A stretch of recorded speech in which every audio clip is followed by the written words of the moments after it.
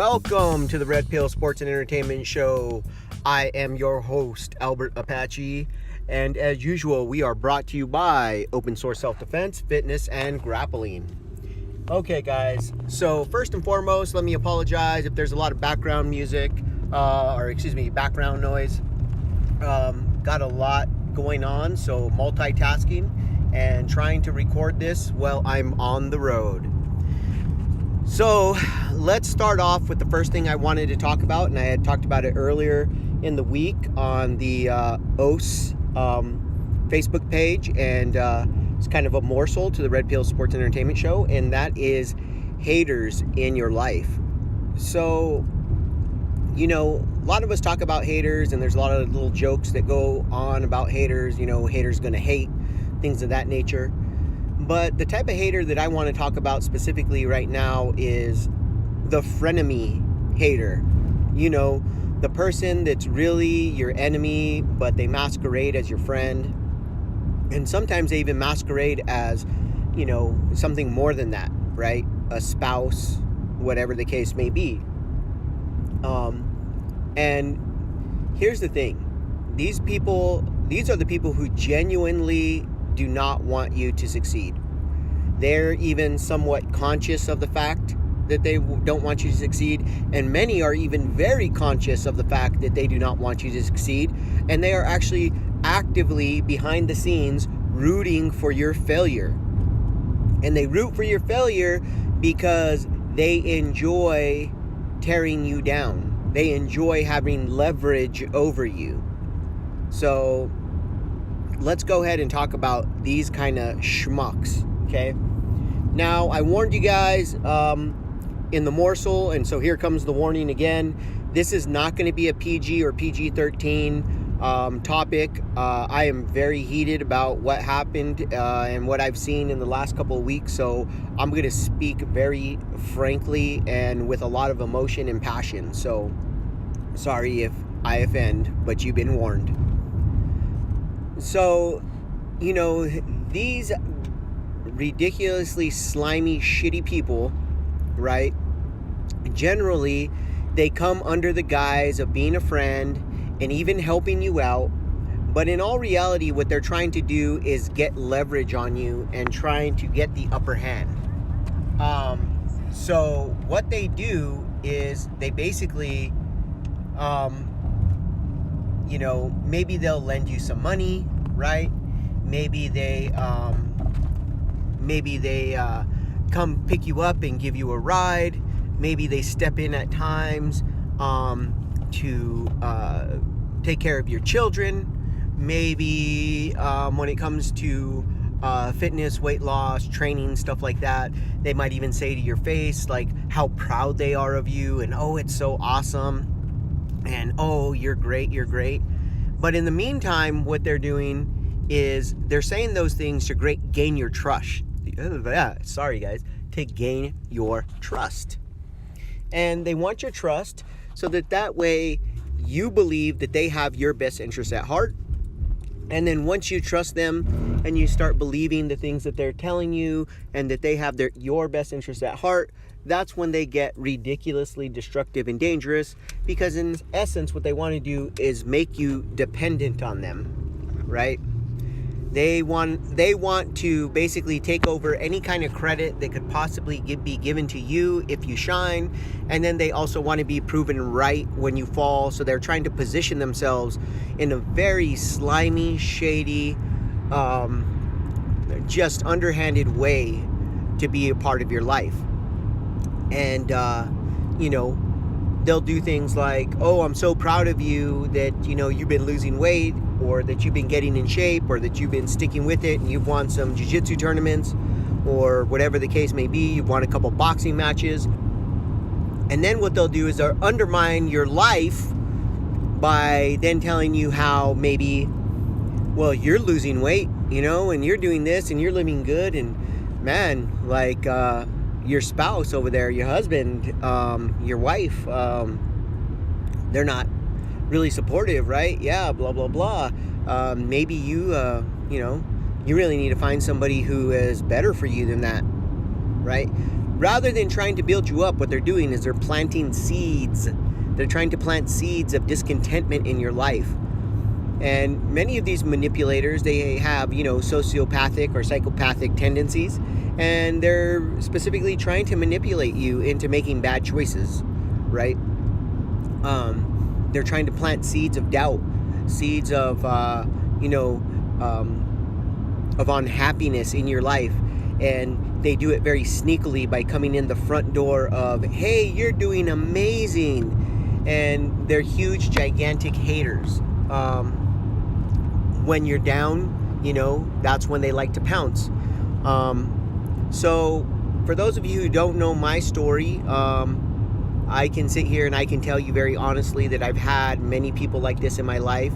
And thankfully, I have cut those people out of my life for the most part. I can't really think of anybody in particular that I keep in my life that's that way, or at least keep them in a friendly kind of manner. If I have to work with them professionally, or if somehow they are a blood relation to me, I of course interacted with them as much as I have to, but other than that, I try not to really pay attention. And those of you who don't know, for me, one of those people was a spouse. And the other one of those people was somebody who was, the most notably was, a very, very close friend of mine, or so I thought was a friend. And it just didn't work out. Here's the thing. This is the type of thing that these people would do, okay?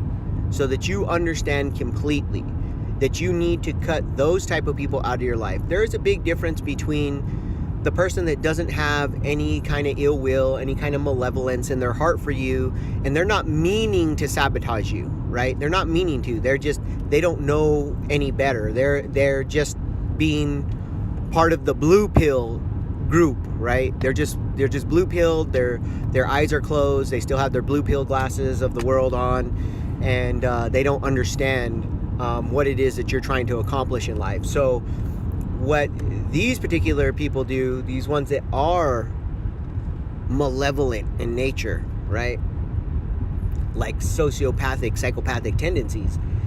Some of the things they do is, and I've heard this out of their mouths, is, oh, well, the reason why I lend people money, because I do well, one of the reasons why I lend people money is because I want to have them under my thumb. I like being able to be like, when they want to open their mouth to me, I like to remind them, hey, you're only in the position that you're in because of me. You only have that nice car you have because of me. You realize you weren't out on the street because of me. So all of their quote-unquote kindness, all of their quote-unquote charity is nothing of the sort. What it is it's a leverage tool for them. They want to have leverage over other people. They want to have leverage over your emotions, leverage over your life. It's actually ridiculously disgusting, and I just think it is a very, very, oh my gosh, like just a ridiculous way to treat people. But they're out there. I've also heard from these people's mouths sit there and completely bash somebody and call them a whore and a slut, and she'll sleep with, or she'll fuck anything that happens to walk, that comes around with a penis, right? Has a dick, she'll jump on it. So heard these things, and then turn right around and in the next day or two be having drinks and laughing it up and just cuddling up to them like they're the greatest people ever. Talk about how they were a lazy piece of shit. Talk about them horribly, and then be like, okay, but I'm gonna go hang out with them and smile at their face, and I'm not gonna say anything. I'm not gonna say a single word. And then that way, I can get all this information out of them, so that then I can go and gossip about them, and maybe even mention it to a couple of people that hopefully it makes it back to their husband, right? She maybe talked about how, oh, well, she, nothing really happened, but she kind of was, a little overly friendly and maybe, touched the arm and the shoulder and, blah, blah, blah. And she's thinking about if he's interested, and that gossip will make it right back to the husband. And in a gossipy way, right? Not in a way that's healthy, not in a way that's like, hey, look, I'm looking out for you because, I don't want something bad to happen to you and for you to end up with some kind of disease. No, it's to specifically to start to create drama and chaos. Okay, these frenemies, they thrive in chaos, and so that's why they like to create it. They want the drama. They want to see the drama. They like to use other people's lives as their own personal telenovela, right? Their own personal soap opera. And so they say these things. And of course, like all good liars, right? Sociopaths, psychopaths, those that are borderline personality, narcissists, whatever. Like any good liar, of course, they blend their lies into the truth. So, maybe it was one guy that was being flirted with. It turns into 5 different guys. Maybe it was flirting. It turns into kissing. Maybe, it was just this one time, and maybe it's been a couple of times with a couple of different people, right? So that's what they do, right? And it's utterly despicable, right?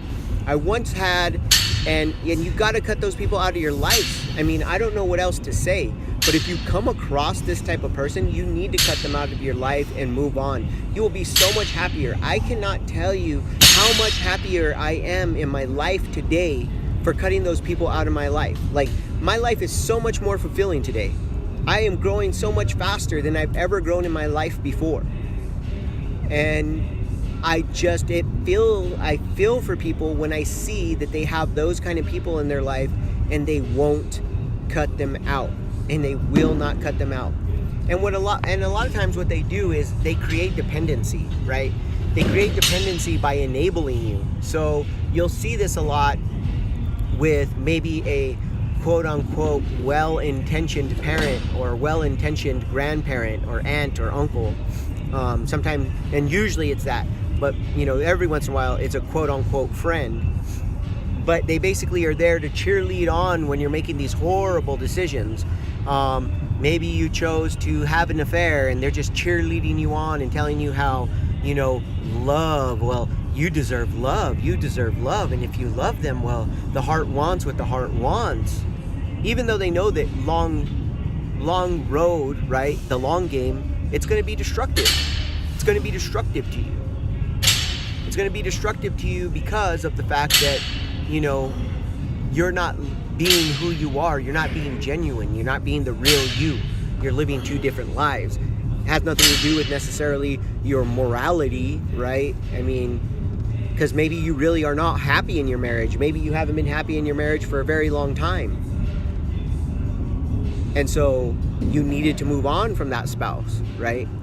But rather than just doing the healthy thing, they cheerlead you on to do the unhealthy thing, even though they know it's going to be destructive to you.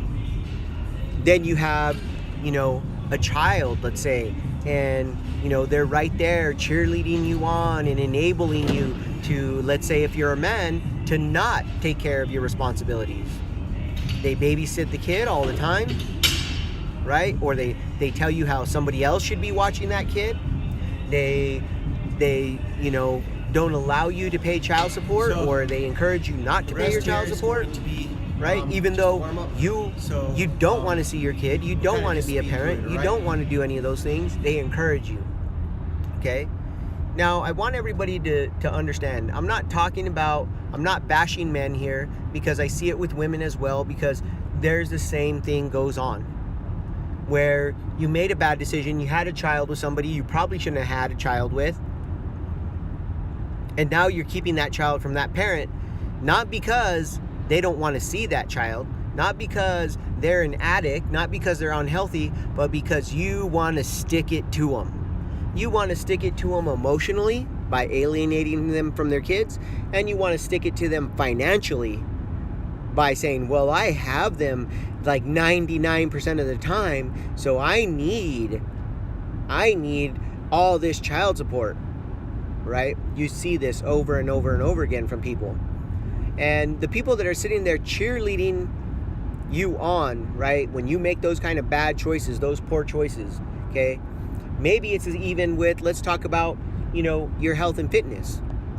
You go out with your friends, and maybe you go have dinner, and they cheerlead you on to like, well, come on, you've worked so hard, you deserve to have a dessert. You're out, have the dessert. Now, in your mind that if you're already going to go and be staying up late at night, that's going to affect your health and your fitness, your sleep pattern. You also know that you're maybe going to have, a handful or more of adult beverages. So that's already calories and things that are going to affect your health. So you've already talked to yourself and said, you know what, I'm not going to have dessert. I'm going to eat healthy for my dinner so that way it's not such a big impact when I have a couple of drinks. So you've already decided what your line is, but they just cheerlead you on, and you should go ahead and get the triple beer battered fish tacos and throw on all the extra home fries with the this and that, and well, it's only grilled vegetables. Yeah, they've been seasoned with brown sugar and maple syrup. And you know what it is. You know exactly what it is. And then they encourage you to have dessert. And then when you get to the club or you get to the bar, they're encouraging you to have a drink. And then another drink and another drink. Even though you had a limit already. You knew what you wanted to do. And they disguise it all in, oh, well, you deserve it. You deserve it. No, really what that is they just want to talk shit about you behind your back. Oh, look, they're so healthy when they're on their Instagram. They're so healthy when they're on their Facebook. Oh, but I know the real them. Let me tell you about this time we went out. That's what they're looking to do, people. And it's an utterly disgusting, reprehensible thing for people to do, but they are out there. And the reality is most likely you have at least one of those people in your life. And you need to cut them out, or take away their power as much as possible. Now, one of those, situations could be your spouse. And I know that's a tough situation. I understand that. I can't give too much advice when it comes to your relationships, other than to say you need to start asking yourself, is it worth it? Is it worth it to stay with somebody who's trying to harm you, right? That's actively trying to harm you. Maybe actively trying to keep you down and keep you under their thumb.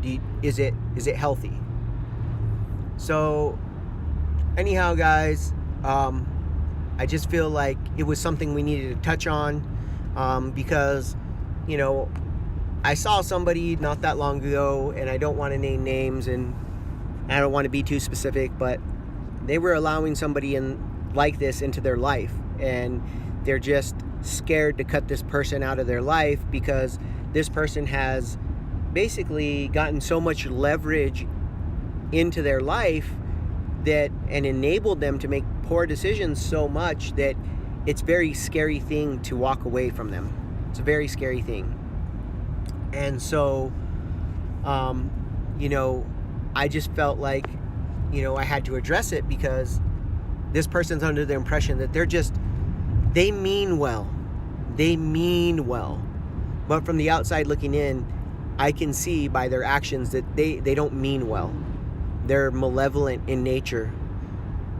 They're a downright shitty person. And they need to be cut out like a cancer. Okay? And I just felt like if other people maybe have seen this or they're going through it, they need to know that sometimes it is okay to walk away and say, no, I'm not going to play that game. All right, guys, let's shift on to something else. Hey, all right, man. Let's go ahead and get into a little bit of NFL talk here. So, red pill alert, guys. First and foremost, I am going to talk about some NFL trade rumors, signings, things of that nature. And I'm going to take probably a contrarian view or a view that nobody's talking about. So, red pill alert, guys. First and foremost, Joe Flacco goes to Denver, reportedly for a fifth round draft pick.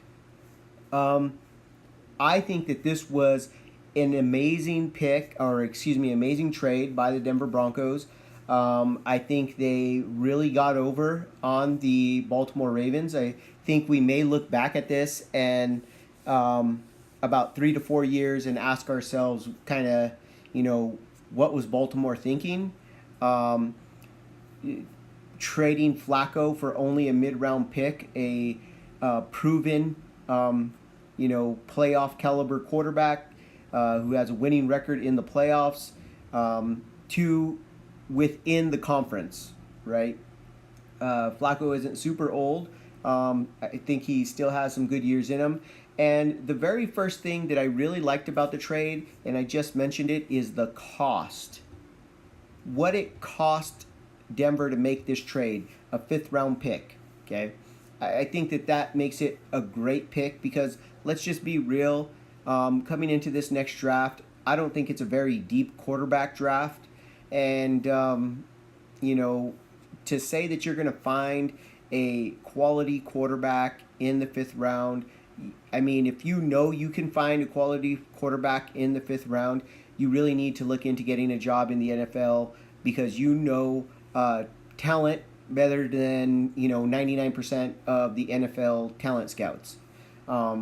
You occasionally get your Tom Brady's, your Russell Wilsons, your Tony Romo's undrafted, Kurt Warner's, things of that nature. But that being said, it generally doesn't work out extremely well. Next, Joe Flacco has a big arm. And what that means is that he can really drive the ball up there in Mile High when the weather's bad. He can still really step into plays and really deliver that ball. And that brings us to kind of the other parts of this, which is I think he fits in what the Broncos want for their recipe for success. It seems like their recipe for success is they want to run the ball, control the clock, have a strong defense, and get after the quarterback. It seems like what they want from their quarterback is to manage the game on offense and take calculated risks, take a few shots down the field. Not really asking the quarterback to carry the offense, but take 3 to 6 shots at big plays down the field. And again, that's something that Flacco can do with his strong arm and even in the weather. I think basically the Broncos' strategy is to win enough games to get home field or get some games at home and make people play in that weather. And, just not any old quarterback can go up into that weather and start throwing and flinging the ball around. So I think that it's a really, he really fits what their recipe of success is. Also, he's salary cap friendly now. For them right now, I believe it's Case Keenum was like 24 or 25 mil, and Flacco is going to be 17 mil. And, so right now, today, it's going to be less on the pocketbook, but more importantly, into the future, should they find success with him. Should they find success with Joe Flacco, that means that, guess what, guys? Guess what? He's already signed that big, giant contract. Everybody knows what the book is on Flacco now. He needs that big, strong defense. He needs the ball put into his hands over and over and over. That ball control. He needs a good running back. He needs a couple of weapons. That's what he needs. So since that's what he needs, you're not going to get, probably, even if they find success with him, you're probably not going to have him demanding a ridiculous contract coming up into the future, which also now allows them to go back and reinvest in that defense, right? In those pass rushers that they want to build their team around. Because it seems like pretty much that's the trend right now in the NFL. you have one of two thoughts going on right now, which is either you want a quarterback and wide receivers where you can sling it all over the place and you just, mega points, mega points, mega points on the board, or you want a nice stout defense that can keep those type of offenses off the field. You can control the clock and you get after the passer and create havoc because, well, on offense, the most valuable piece is the quarterback. And now on defense, seems like the pass rusher is the most valuable piece on the defense. So I really, really liked the Joe Flacco trade for Denver. I think they really got over.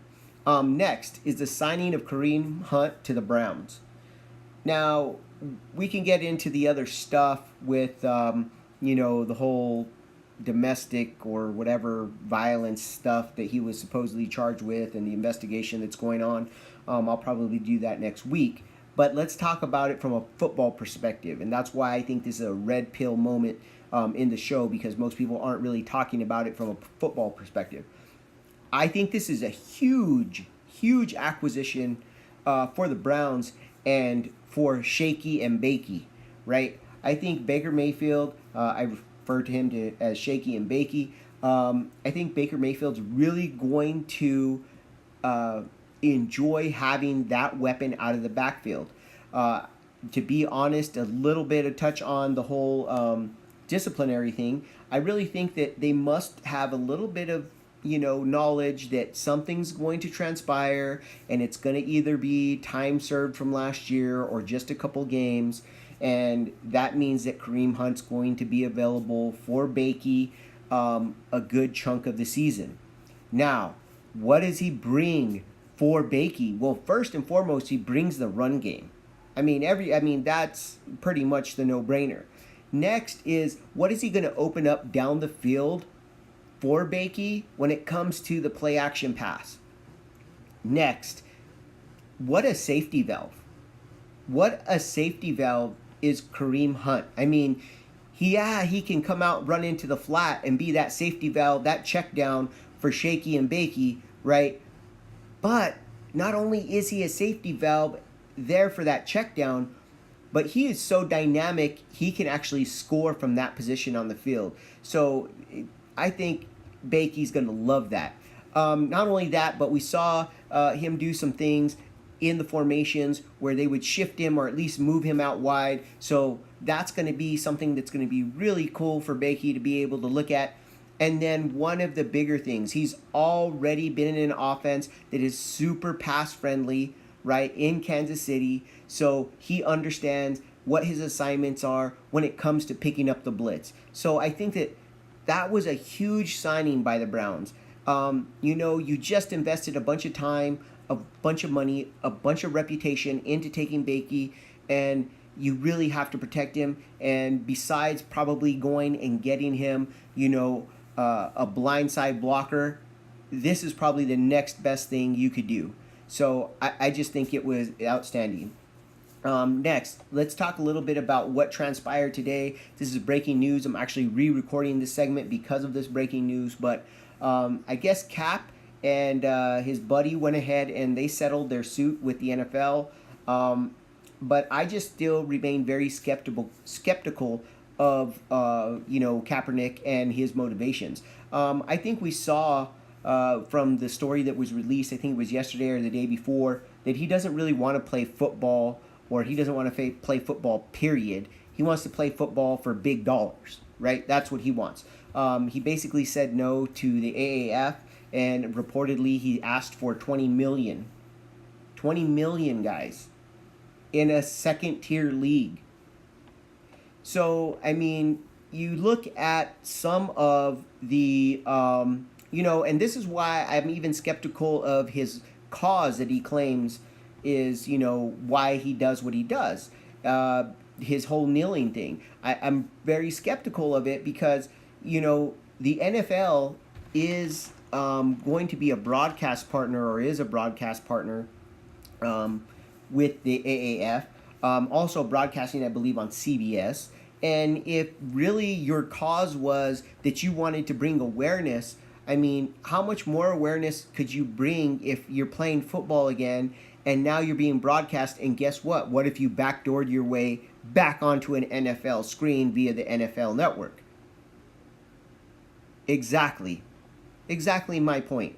Now you understand why I just don't buy this guy as his has anything to do with really social justice or anything like that. I think originally he took a knee and he was pouting. He found something to try to basically justify his pouting after he lost his starting job.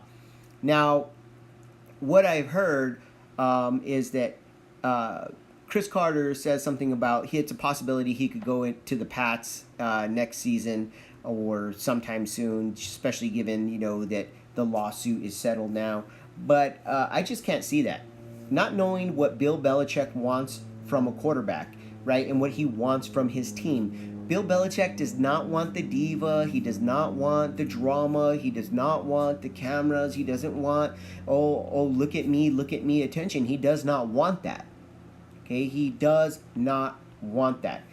And I just know that if Kaepernick were able to find his way to the Pats, somehow, some way, that would attract the likes of Hard Knocks or All or Nothing. And if you don't know, Hard Knocks is one of those shows.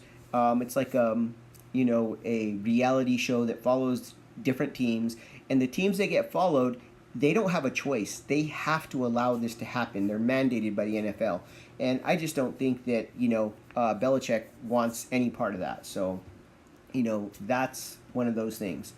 Next, as far as I think the game has kind of passed Cap by. And, if I could sit down and have a conversation with the man, I would love to have it. And basically, I'd love to sit down and have a conversation with Shannon Sharpe, because it really strikes me about how much he goes to bat for Colin Kaepernick and sings his praises, yet, he diminishes the things that Dak Prescott does. Now, as you guys may know, I am 90 to 95% sold on Dak now. But I'm not a complete Dak guy, right? I'm not completely sold on Dak. So I see his weaknesses. I'm a realist. That being said, the way that Shannon Sharpe constantly goes after Dak. Well, my mama said, well, and what my mama said, when my grandmama told me was, if you can't throw the ball around the field, boy, well, then my mama said, right? My grandmama said. Well, you know what my grandmama said to me, Shannon? This is what my grandmama said to me, who was a huge football fan, right? She's a fan of Euro number 7, right? She would have said, well, you need to look at the stats, boy. That's what she'd have told me. Come here, boy. Look at these stats. That's what she'd have told me. So, Shannon, I don't understand. I don't understand these people that want to defend Cap as if he was a great quarterback. Yet, you look at his play, and it was highly inconsistent. Yes, he had an average rating towards the end before he left, like 90-something. But you have to look at how he got there. He had games where he had like a 17, and then games where he had a 105. I mean, you cannot win in the NFL with a quarterback that performs that way. I bring up Dak Prescott because as much as he bashes on Dak, if you look at the numbers, Cap did more Dak and dunking than Dak does. Little short plays. So I just really feel like whenever it suits their needs, a lot of these talking heads want to pull certain stats, but then when it doesn't suit their needs, they want to like fiddle-faddle with it. And it's just not the case. Cap, everybody saw it. Cap was never the same quarterback after he lost some of his weapons, after they lost a lot of offensive weapons, after the coach left. He just was not the same player. So, that's just is what it is. And, people have to start facing facts. Now, a lot of people say, well, what if Cap, gets offered, he doesn't take. This is what will be the biggest telling piece. Cap will get a shot. Now that the whole lawsuit is up, he will get a shot. He will get an offer to play for a team. The question is he going to take it? Because he's not going to come on and be a starter for anybody. He's going to be a backup, and he's going to take a significantly huge pay cut. He's going to basically get the veterans minimum, especially at probably for a quarterback average. So we're probably talking like $1 million a year, maybe. That's what they're going to offer him. So if Cap is serious about playing football, he'll take that. If he's the diva and he wants to prove me right that I think he is, Cap will not play again in the NFL, period. All right, so next we got Antonio Brown to talk about. He came out, he demanded a trade, and, everybody's like, whoa, well, I guess it's a breakup. I'm not buying that it's a complete breakup from the Steelers just as of yet. Nowadays, people forget that with social media, a lot of times, there's things that are said that can't be taken back in a sense because of social media. But you know what? The reality is that we allow our politicians to take things back and blah, blah, blah all the time. I don't think it's that big a deal if we allowed Antonio Brown to take it back in, 2 months, 3 months, and he's, ready to play for the Steelers. That being said, where could he end up? Well, in the AFC, I think that possibly he could end up with the Patriots or the Colts. Why? Because neither one of them are in the division. They are in the conference. I know that's not the best. But that being said, they also have the draft capital to offer. The Pats have a lot of draft picks. The Colts have a lot of draft picks. Do they want to take those? I think that, you kind of have to. On top of that, I could see Antonio Brown blocking a trade if he's not going to a team in which he feels like he's going to get a benefit.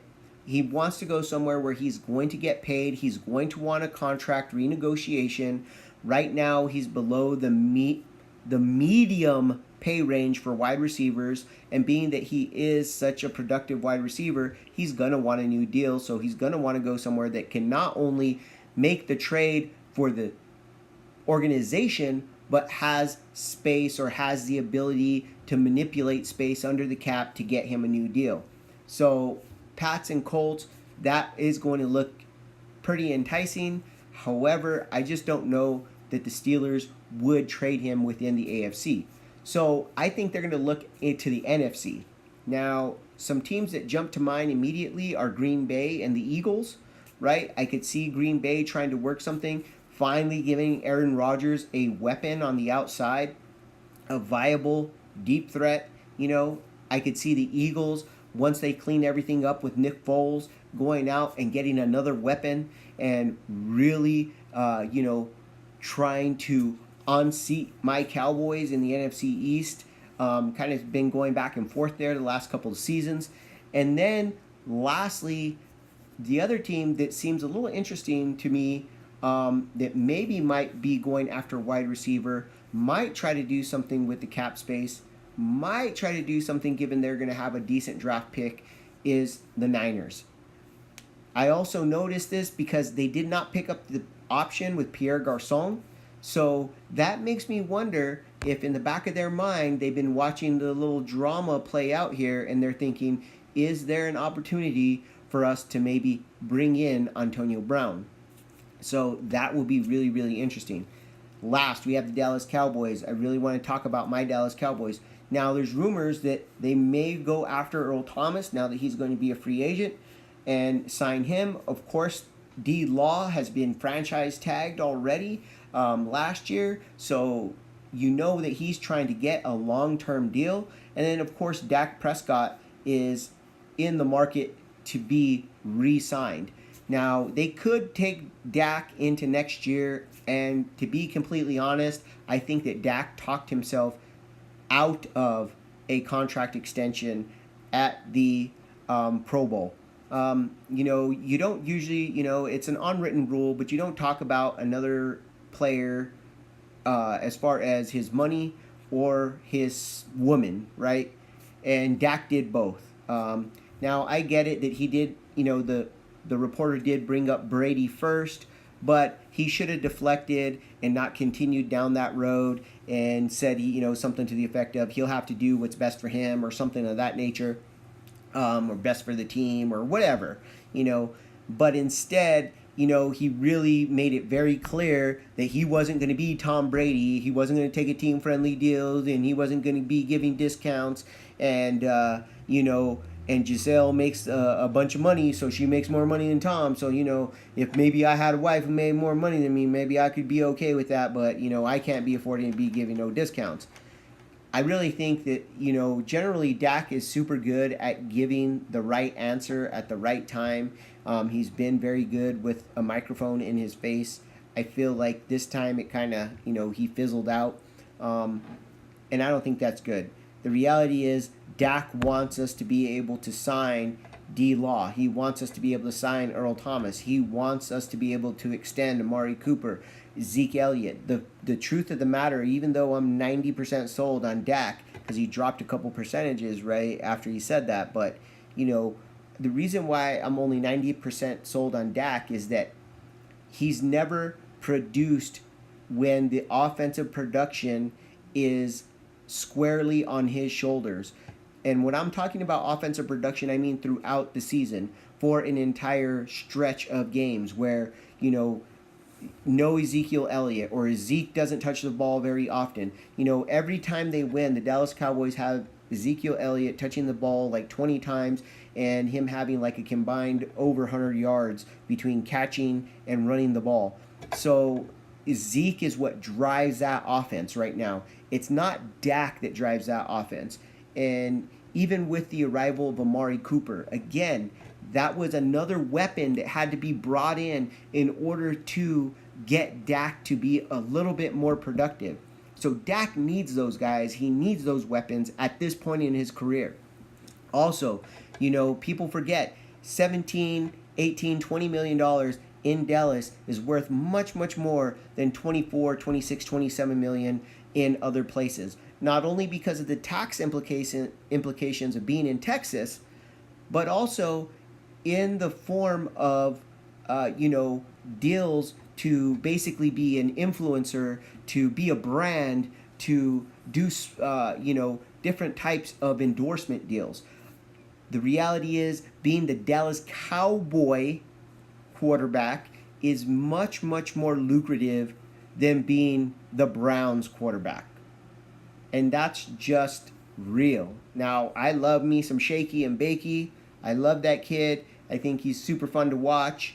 That being said, if we're being completely honest about the position and the team, it is a more lucrative position when you can win the Dallas Cowboys starting quarterback position, in the sense of how many offers you're going to have to endorse things as a brand, than the Browns quarterback. I mean, before Shaky and Bakey, you can name a couple quarterbacks that they've had, but mostly for the infamy, not for, their spectacularness, right? So it's one of those things where, he really needs to start thinking about, the hometown discount isn't just a benefit to him, or to the team. It's also a benefit to him to stay in Dallas. So taking $20 million in Dallas, even like 17, 18 in Dallas, right, is going to be much more, because the uniform that he wears is his income multiplier, right? It is an income multiplier for him. So that's what I have, guys. All right, man, this has been a really long show. I'm going to go ahead and shift gears. We'll talk a little NBA and what's going on there next week, and a little bit NCAA, because we're going to be coming into March Madness soon. But I wanted to get to some UFC, some MMA that is coming up. So let's move on to that, guys. Alrighty then, let's move on. Bellator MMA first. So, because the show is a little bit late, I actually get to cover the results of this particular card and the main event, if you will, or the most publicized event on the ticket. And that was the MVP versus Daly. So, basically, this fight was very lackluster. And to be quite honest, it was a less than impressive performance by MVP. Um, I don't even know how to say this. It was a horrible decision, in my opinion. This is about as close as you can get to a robbery decision. I mean, yes, MVP had a couple of flashy strikes. He had the most flashy strikes of the entire contest. I cannot deny that. But as far as controlling the octagon, he did not control the octagon. He was not the aggressor at all times. And he got taken down quite a few times and got controlled on the ground, and fairly easily. It was not impressive, and I really feel like this is about as close to a robbery as you can get, and about as close as you can get to people being up in arms and questioning the efficacy or the legitimacy of the judges or the organization. You know, I mean, this is super close. I mean, I can't say that the fight was completely one-sided, but if you're scoring it and you're scoring under the unified rules, I just don't understand how anybody gave 3 rounds to MVP to, 2 rounds to Daly. That is not what I saw. It was not that at all, and it just was a really, really bad decision, in my opinion. It was a very bad decision. I want to say the scores came back like 3 rounds to 2, and easily I thought that fight was 3 or 4 rounds Daly to Page. I mean, overall on the scorecard, he won. I mean, it was a close fight, but controlling the octagon, being the aggressor, all those things that you're supposed to score a fight on, other than the few flashy shots that Page landed, it should have been Daly's fight, and that's just all there is to it. Very unimpressive. It's going to be ugly. I really had high hopes for him. I thought he'd be super, competitive as he went up into the upper echelon of talent. However, I really feel like his takedown defense got exposed. So let's go ahead and move on to the UFC. So we have UFC Fight Night Phoenix coming up Sunday night. This is a really great card. I mean, when I look at this card, they really did a good job of putting interesting fights on the early prelims, the prelims, and the main event. I'm really excited to see a lot of these fights. And you know how I am, guys. I really like to have the dessert.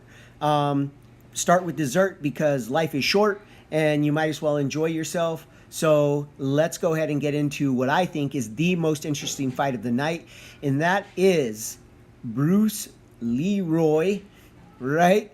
Alex Caceres against Kron Gracie.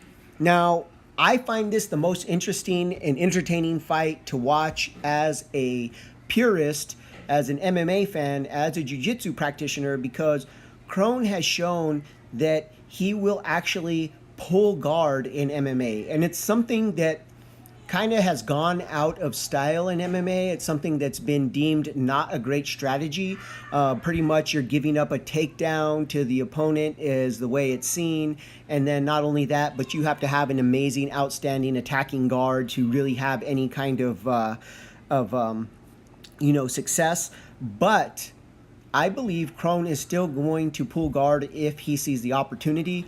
Kron really fights in a if you've ever had access to the Gracie Combatives system, they go over the different phases of the fight, right? They talk about, distance management, closing the distance, get the fight to the ground, control, submit, right? That's what they do, or that's what they teach.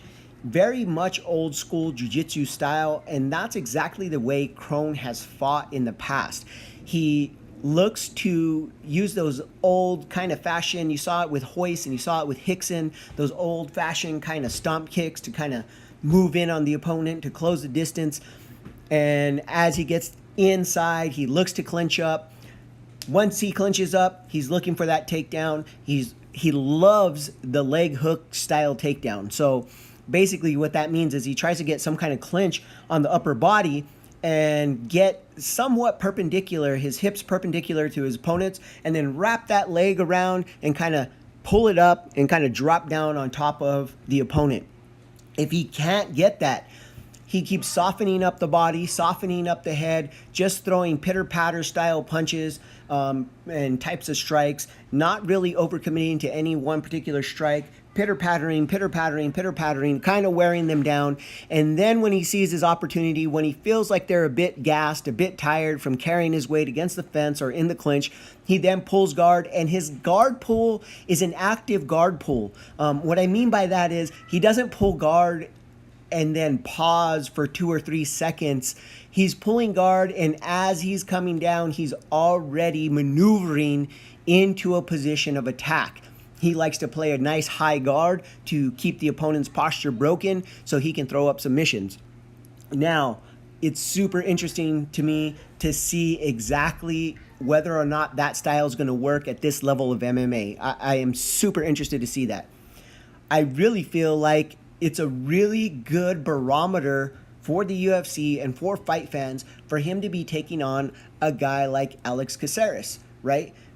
Alex Caceres is a very nimble, flashy type of striker.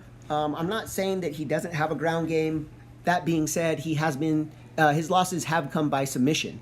So, it kind of plays in. But as far as his athleticism is at a level, and his striking is at a level that if a striker's going to give Kron a problem, this is the type of striker that would give Kron a problem as far as trying to get in close and pulling the guard.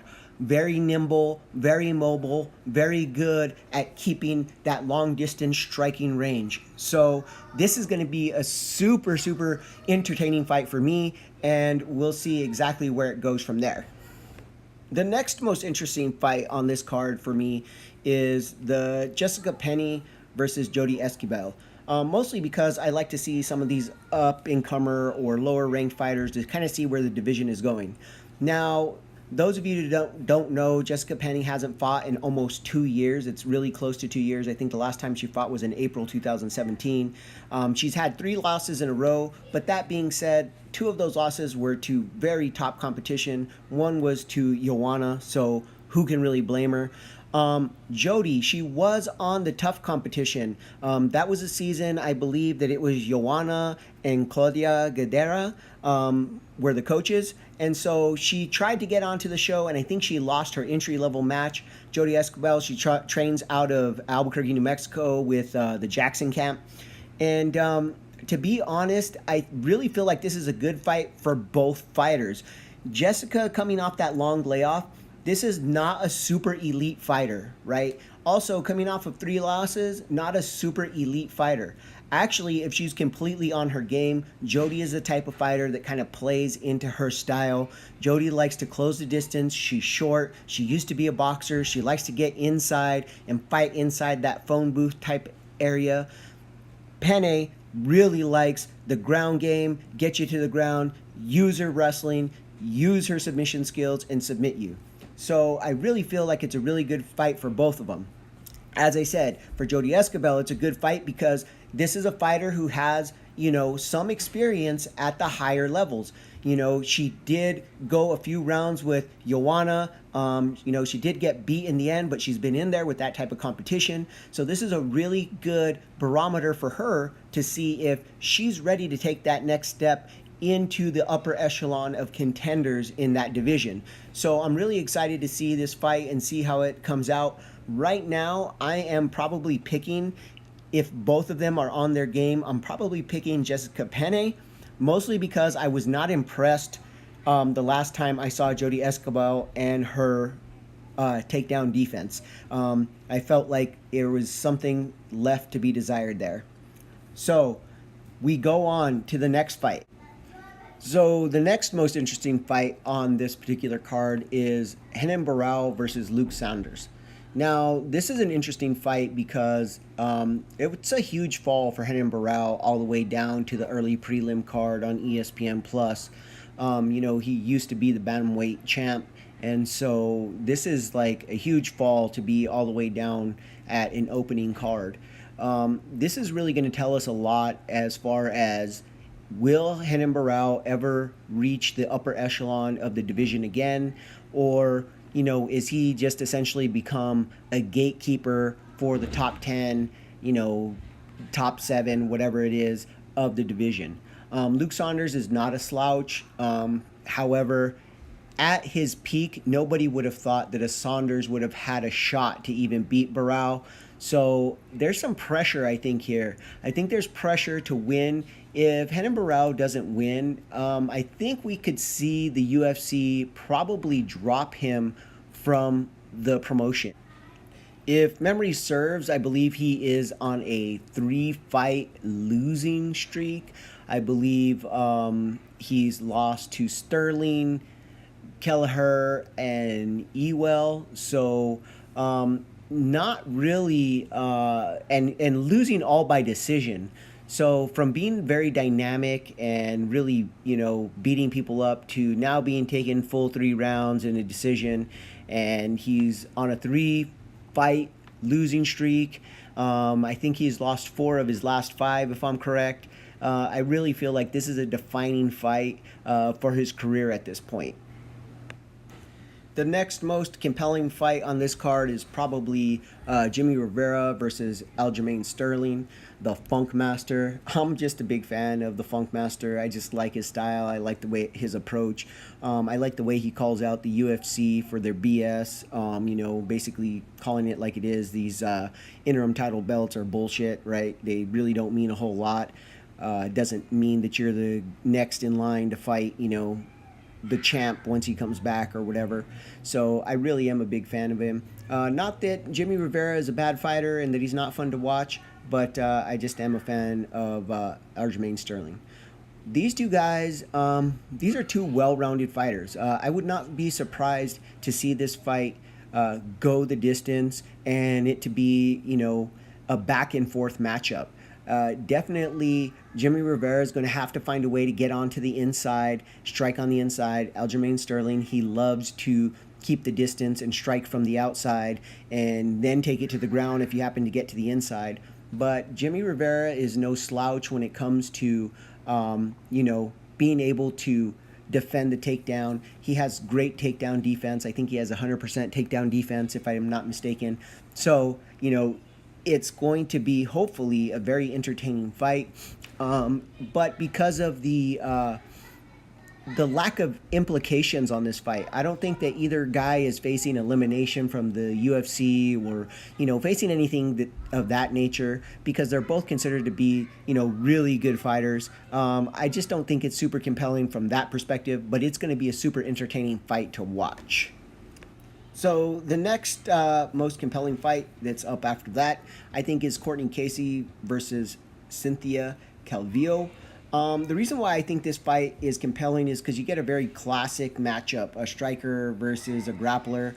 To be completely honest, Casey, the last few times I've seen her grappling, it was bad. Like, I mean, for this level, I mean, maybe she's good, against the average Joe or the average Joanna, if you will. But when I saw her against the elite at this level, it didn't look good at all. On the other hand, Calvillo is always kind of entertaining. She's a little bit scrappy. And, of course, there was a little shoving match at the weigh-in shots, at the ceremonial weigh-in.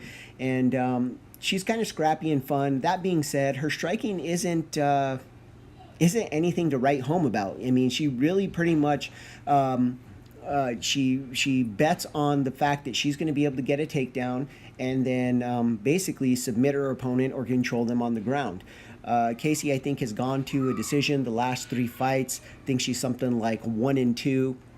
So, she's kind of in a must-win situation, and she's a striker versus a grappler. So I really find it compelling because, again, we're in another situation where this is going to be telling to whether or not she's going to be around in the promotion much longer. I mean, I believe she lost to Herrig and she lost to the Karate Hottie not too long ago.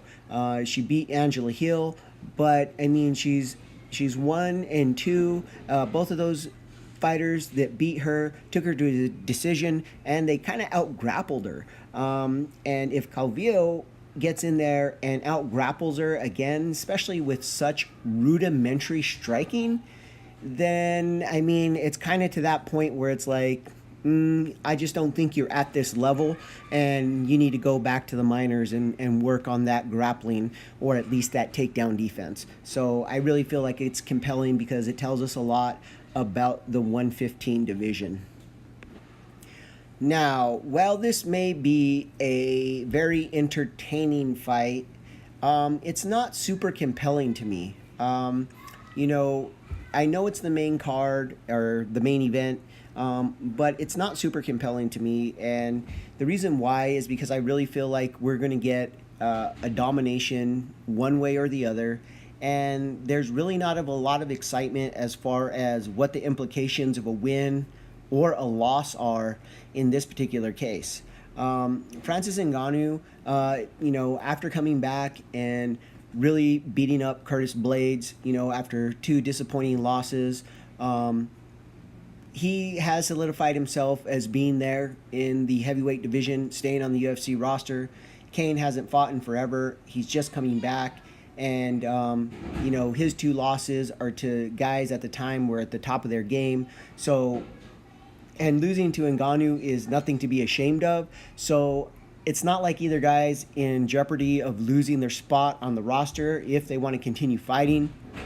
And then even if they win, I don't think that Ngannou solidifies a shot with only 2 wins back-to-back when, he can't, there's still Stipe still in line there. There's still the talk of John Jones. And, are they really going to match him up against Daniel Cormier, who's a better wrestler, I think, or at least as good of a wrestler as Stipe, when we saw what Stipe did to Ngannou? So I don't know that they would make that fight. I really think the UFC sees Ngannou as a moneymaker down the road. I think they're going to slow down his progression, make him fight a couple more times against guys who are a little bit better at grinding and using that wrestling as a grinding technique to really get him ready so that when he is champion, they can kind of market behind him for quite a while.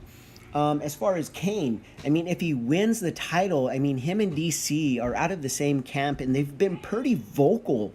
That camp has been extremely vocal about not being willing to fight teammates. So I don't know that it's, what does it mean if Kane wins? It just means that Kane wins, and then who do we get to see him fight after that? We kind of get, maybe we might get him against Stipe, which, might be a good fight, but it's almost anticlimactic. I think people would rather see Stipe face DC, but that's just my opinion. So it's kind of not a super compelling fight as far as what it means for the division or implications for the UFC. And I don't think it's going to be, anything that impacts the UFC very heavily or what goes on in the division.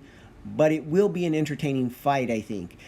Basically what we have is, I think Kane's probably going to want to take the fight a little bit deeper, maybe 3rd, 4th round, try to look for a finish there or a decision. I think Francis Ngannou, what he likes to do is he likes to hunt, the big shots. So, I think he's going to try and be a little more reserved than he was against Stipe. I think he learned his lesson there. I think he got a little bit too cautious when he fought the Black Beast. So I think he learned his lesson about being too cautious there. So I think he's going to try and find a happy medium and be efficient with his striking when he comes after Kane.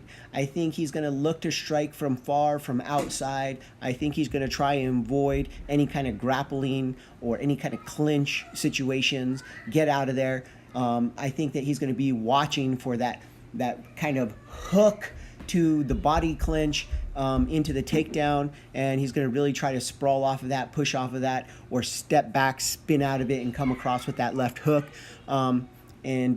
I think he's going to maybe possibly knock out Kane. Now, the big problem with Kane, and where I see him being able to get knocked out, even though I think technically his boxing is crisper than Ngannou's is that he unfortunately likes to dip a lot. He likes to duck a lot to side when he's trying to get out of the way of punches. And as we've all seen the highlight reel, I mean, Ngannou throws a nasty uppercut. So like I said, I think it's an entertaining fight. I just don't think it's super compelling for the division.